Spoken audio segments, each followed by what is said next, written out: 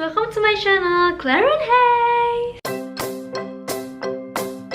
Oke guys, karena banyak banget permintaan yang masuk buat aku bikin tentang mata minus. Udah sejak berbulan-bulan yang lalu ya. Oke guys, langsung aja. Apa sih sebenarnya mata minus? Mata minus itu adalah suatu keadaan dimana sinar yang masuk ke mata itu jatuh di depan retina. Retina itu adalah bagian belakang dari bola mata, dimana di situ terdapat reseptor atau sel-sel penerima cahaya dan warna. Nah, sel penerima warna inilah yang nantinya akan meneruskan sinar yang masuk untuk disampaikan ke otak. Nah, di otak inilah terjadi persepsi melihat. Pada mata minus atau rabun jauh ini, sinar jatuh di depan retina. Makanya, benda yang jauh jadi terlihat buram di mata kita. Dalam bahasa medisnya dibilang miopia. Nah, terus kalau ada yang nanya, kenapa sih Kak bisa terjadi mata minus atau rabun jauh? Sebenarnya ada beberapa penyebab ya guys. Cuma terlalu medis dan terlalu ilmiah, jadi aku sampaikan aja yang paling umum terjadi adalah karena bola mata yang terlalu panjang. Apabila bola mata kita terlalu panjang, maka sinar akan jatuh di depan retina, bukan di retinanya. Nah, ini menyebabkan penglihatan menjadi kabur. Terus penyebab kedua yaitu kelengkungan kornea yang tidak merata. Ini juga bisa menyebabkan sinar jatuh tidak tepat pada retina, guys. Terus kalau menurut ukurannya, miopia ini dibagi menjadi 3, yaitu miopia ringan di bawah -3,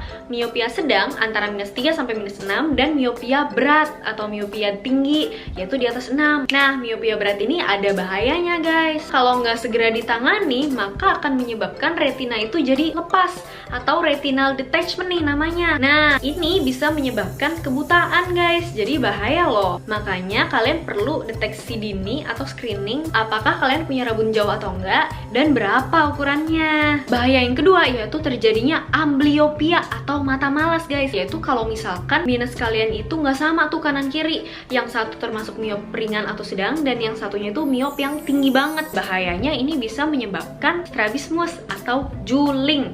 Terus kalau ada yang bertanya, apa sih ciri-ciri miopia atau rabun jauh? Pertama, jelas aja ya, namanya aja rabun jauh. Kalian akan lebih mampu melihat benda yang dekat lebih jelas dibanding melihat benda yang jauh. Istilahnya kalau kalian baca sign-sign di jalan raya, tol apa itu tuh, kalau dari jauh tuh burem, kalau udah deket baru lebih jelas. Atau kalian nggak bisa nih baca dengan jarak baca normal, harus lebih deket gitu loh guys. Juga untuk kompensasinya, biasanya kalau ngeliat yang jauh tuh kalian suka memicingkan mata gitu kayak yeah, you know what I'm saying? Sering pusing juga tuh karena mata kita tuh capek. Sering nggak disadari juga, kalian yang masih sekolah itu suka lebih jelas ngeliat papan tulis kalau lebih deket. Nah, karena itu lebih nyaman bagi kalian. Atau nonton TV jadi lebih deket juga. Kalau udah ada ciri-ciri kayak gini nih, bisa jadi kalian itu menderita rabun jauh. Segera cek ke dokter deh guys, supaya bisa dicek visus atau tajam penglihatan kalian itu berapa. Shut up!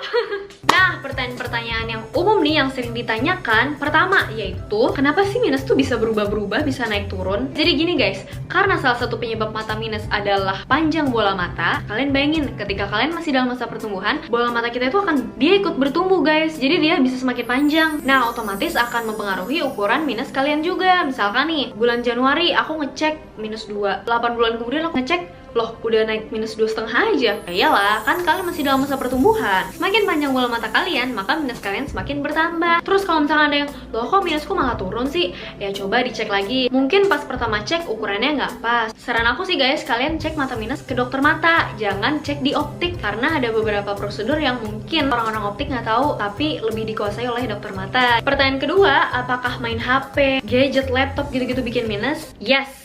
Exactly. Karena salah satu penyebab miopia adalah radiasi dari sinar biru atau blue light yang dipancarkan oleh si gadget-gadget ini tadi, kayak laptop, TV, HP. Selain itu, sinar biru ini juga nggak bagus loh guys. Dia juga bisa menyebabkan penurunan produksi hormon melatonin yang membantu kita tidur. Jadi semakin sering kita main HP, kualitas tidur kita juga akan berkurang. Info tambahan aja sih guys. Selain itu, radiasi blue light juga bisa bikin katarak dini loh. Ada juga tuh yang nanya, kalau baca sambil tiduran tuh bikin minus atau enggak sih? Sebenarnya gini ya, kalau kita baca sambil tiduran kan nggak sadar tuh lama-lama tuh jarak bacanya bisa makin deket. Tangan kalian tuh pasti capek dan pasti makin lama tuh makin lama makin dekat, makin lama makin dekat. Nah, itu tuh jarak baca yang terlalu dekat tuh bisa menyebabkan mata minus. Dan ini membawa kita ke pertanyaan selanjutnya, kenapa sih kalau membaca deket-deket itu bisa bikin minus? Jawabannya, mungkin ini sedikit lebih anatomis ya, tapi di dalam mata ada yang namanya lensa. Karena lensa untuk melihat dekat akan mencembung, sedangkan untuk melihat jauh akan memipih. Nah, kalau kita ngelihat deket terus, lensa kita cembung terus, dipaksa dalam kondisi seperti itu terus-menerus, fleksibilitasnya juga akan berkurang guys.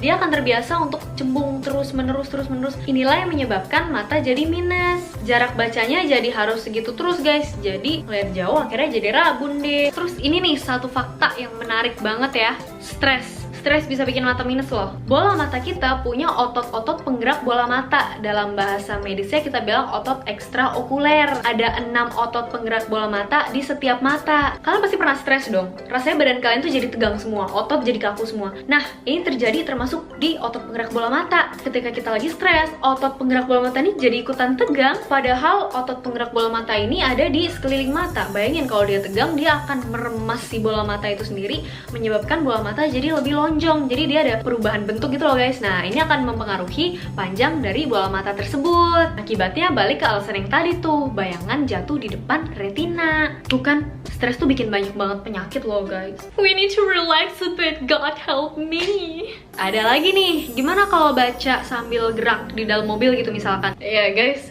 bayangin aja kalau baca sambil kayak gini. Mana enak sih, gue kayak orang bego ya.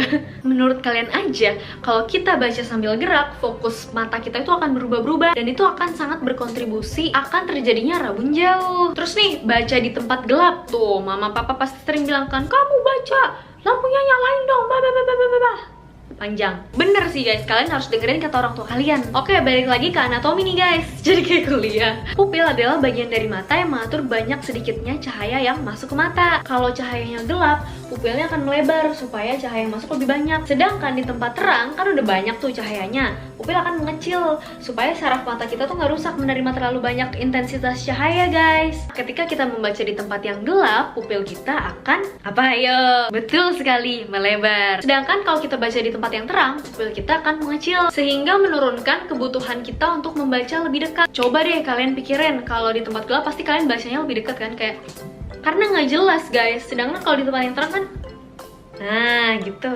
Ada juga nih guys yang nanya, suplemen atau obat-obat penurun mata minus tuh beneran berhasil atau enggak sih? Menurut jurnal penelitian, vitamin, mineral, sayur-sayuran seperti itu hanya membantu menutrisi syaraf mata. Jadi kalau rabunnya gara-gara kelainan syaraf, mungkin bisa kebantu. Tapi ini kan gara-gara kelainan bola mata. Jadi sebetulnya gak ada hubungannya sih guys. Ini menurut jurnal penelitian loh. Terus, apa sih bedanya minus sama silinder? Kalau mata minus, itu bayangan jatuh di satu titik fokus di depan retina. Sedangkan mata silinder atau bahasa medisnya itu astigmatisme, sinar atau bayangan jatuh di banyak titik fokus ya, bukan di satu titik fokus, sehingga menyebabkan penglihatan kalian jadi berbayang tuh, double-double gitu. Karena aku sendiri juga minus dan silinder ya, jadi aku tahu gimana rasanya silinder tuh ngeliat satu garis itu berbayang gitu. Lalu ke ultimate question, bisa nggak sih disembuhkan?